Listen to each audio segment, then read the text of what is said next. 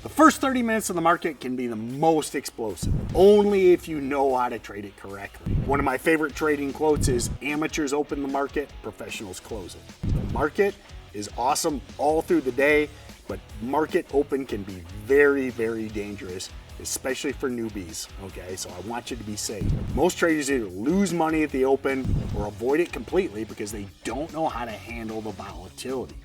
But those who know what to look for can catch massive moves in the 30 minutes. So let me show you how. And this is why, sometimes people are like, well, Tim, you talk about the 945 rule, but then you still talk about trades at the open.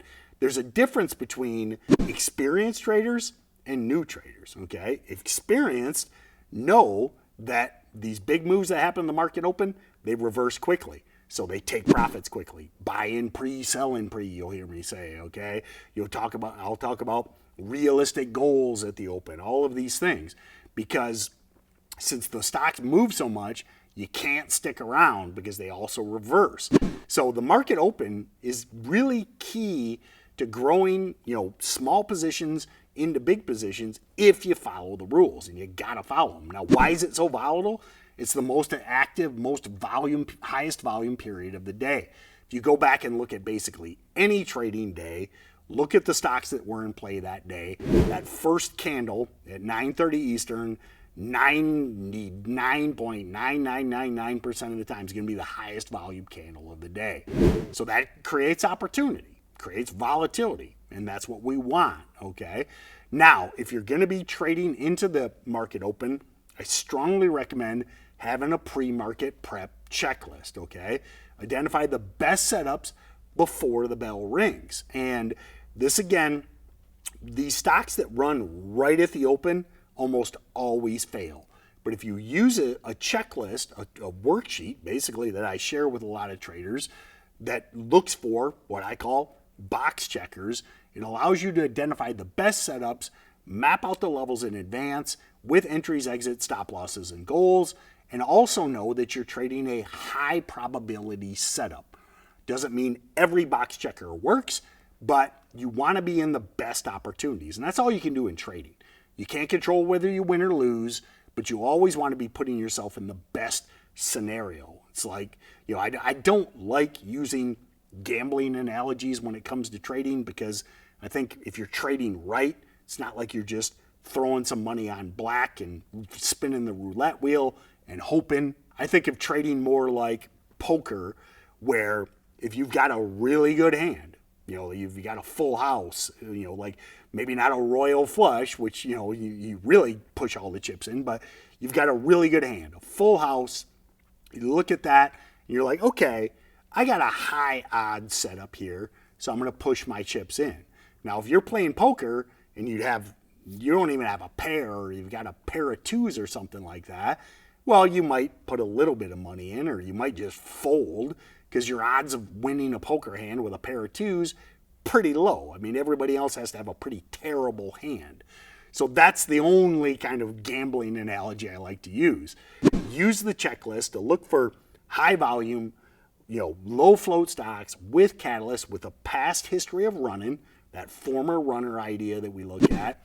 And then that way, now you can at least have the fact, or at least kind of like respect the fact that you've got a good hand.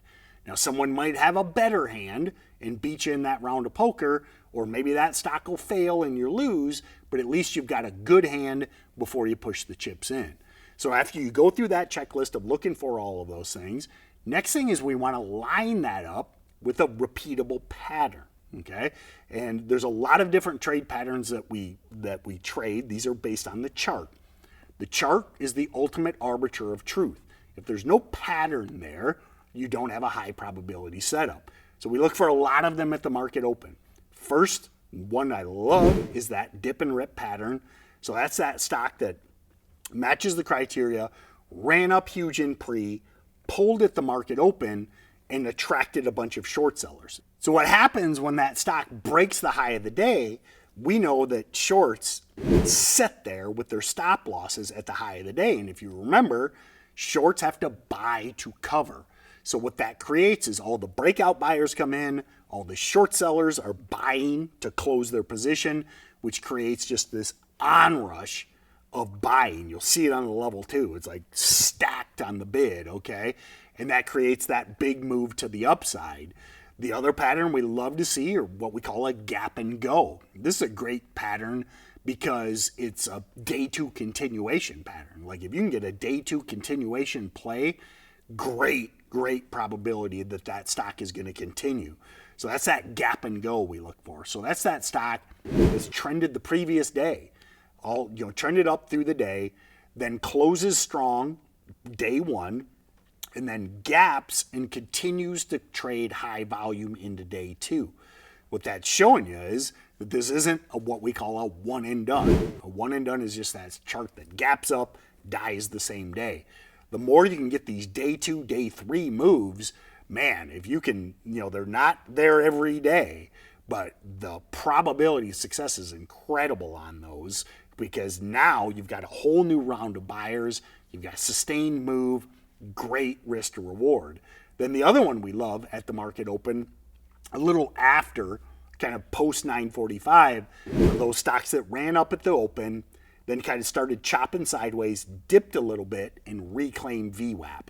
Now, VWAP, volume weighted average price, I've got a bunch of videos on the channel. I won't get into it a lot, but it's the number one indicator we use to see whether a stock is bullish or bearish. So when that stock gaps, runs in the morning, pulls back, and then reclaims VWAP, that gives us high certainty that it shifted from the sellers being in control below VWAP to the buyers in control above VWAP. So those are those main morning patterns we look for.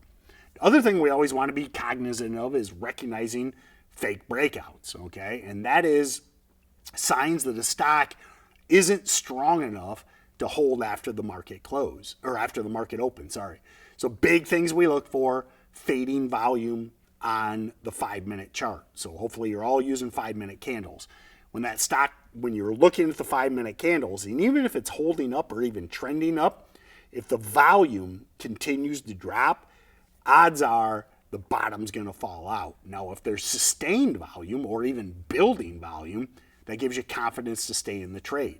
With day trading, it's very volume based. You get that big onrush of buyers, which pushes it higher, then momentum shifts, and then the sellers take over, which creates the crash. And if you can recognize that, using VWAP is another great way to do that. So if you're above VWAP, you can have confidence, let the trade work. If it's below VWAP, fading volume, probably going to be a failed breakout, and you want to move on. So that being said, we see these every single day. These low float, big gappers that do dip and rips, or even gap and goes, continuation plays, VWAP reclaims. Every single day you see those play out if you know the exact recipes to look for. Think of DWTX as a recent example. This stock has been in play every single day for over a week. It's done all of the patterns. It's done dip and rips. It's done VWAP replays. It's gap and go'd a few times. It's even done week open red to greens. Even today, we're like 1 week into the move on DWTX. Did a red to green today, spiked almost $3 to $4 a share. So if you know the setups and know the criteria, you can avoid getting bagged, increase your odds of success, and stack the market in your favor. Now, if you can't do that, you should be avoiding the market open. Wait till 9:45, or even better, wait till 2 p.m. The moves aren't as explosive in the afternoon, but less likely to buy that failed breakout. So let me know, are you in love with the market open, or do you like to wait till 9:45, or even safer, wait till 2 p.m.? What's your favorite time to trade? Let me know, and actually let me know in the comments. Are you kind of sick of trading the open? Are you sick of sometimes they explode, sometimes they don't? It seems random. They're choppy all over the place. My recommendation for all new traders, enforce that 9:45 rule.